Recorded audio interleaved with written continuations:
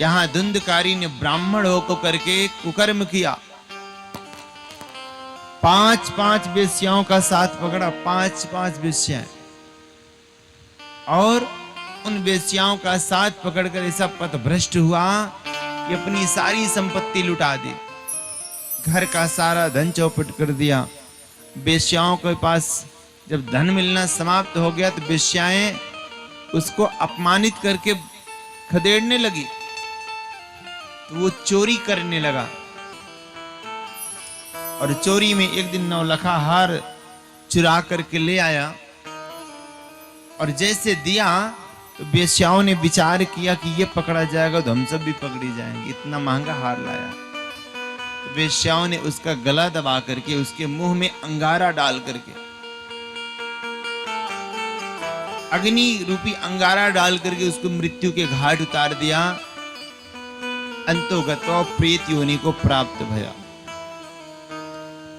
एक दिन गोकर्ण महाराज काशी से पढ़ करके वापस लौटे तो देखे कि जो पैतृक घर है खंडहर बना पड़ा है, और वहां ये धुंधकारी प्रेत के रूप में वास कर रहा है। कभी ये सांप के रूप में दिखाई दे, कभी धुएं के रूप में दिखाई दे, कभी किसी रूप में दिखाई दे, कभी किसी रूप में। आप देखेंगे जिनके यहां प्रेत बाधा होती है ना, तो कभी वो प्रेत सपने में दिखाई देगा कि मैं नंगा हूं, मुझे कपड़ा चाहिए। कभी प्रेत भोजन मांगते हुए दिखाई देगा। पता नहीं किस किस रूप में प्रेत लोग दिखाई देते हैं। तो ऐसे ही दिखाई देने लगा प्यारे। तो गोकर्ण का भैया तू कौन है, क्या चाहता है मुझसे, क्या मांग रहा है? तो उसने कहा अहम भ्राता त्वदीयस्मि धुंधकारीति नामतः स्वकीयेनैव दोषेण ब्रह्मणत्वनाशितं मया। उस प्रेत ने कहा अरे भैया गोकर्ण, मैं तेरा भाई धुंधकारी, स्वकीय नैव दोषेण, मैंने जो दोष किया, जो मैंने पाप किया, जो मैंने अपराध किया, जो मैंने अनैतिक कार्य किए, जो मैंने व्याभिचार किया, जो मैंने मांसाहार किया, जो मैंने मद्यपान किया, उसके फलस्वरूप भैया मैं प्रेत योनि को गया हूं, मेरा उद्धार कर दे। गोकर्ण महाराज जी ने कहा ठीक है। तो गोकर्ण जी गया जी गए पिंडदान करने। गया जी का नाम सुना आप लोगों ने?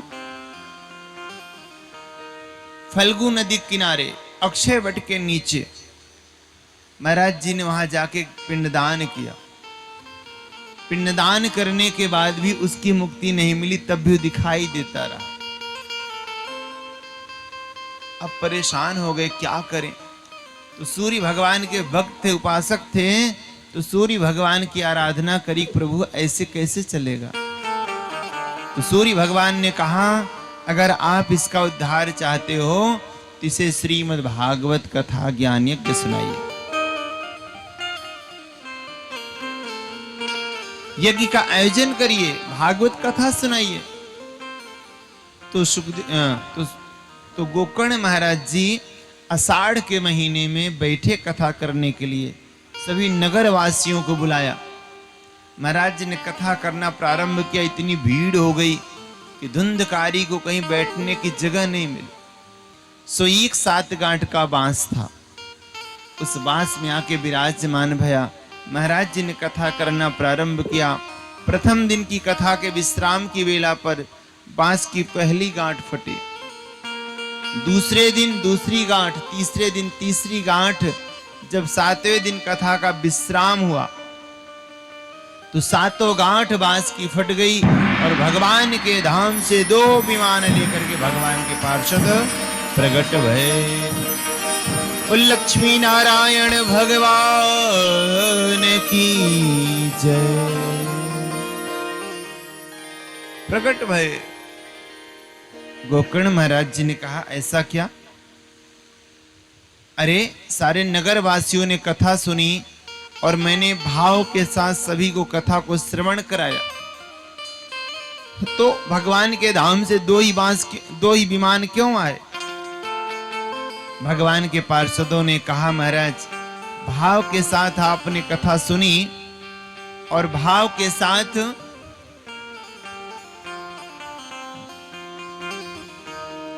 धुंधकारी ने कथा सुनी, इसलिए दो ही विमान भगवान के धाम से आए। बाकी ये जो नगर के वासी थे, ये लोग केवल टाइम पास करने आए थे। ये कथा में तो थे, लेकिन इनका मन कथा में नहीं था। शरीर तो था, मन कथा में नहीं।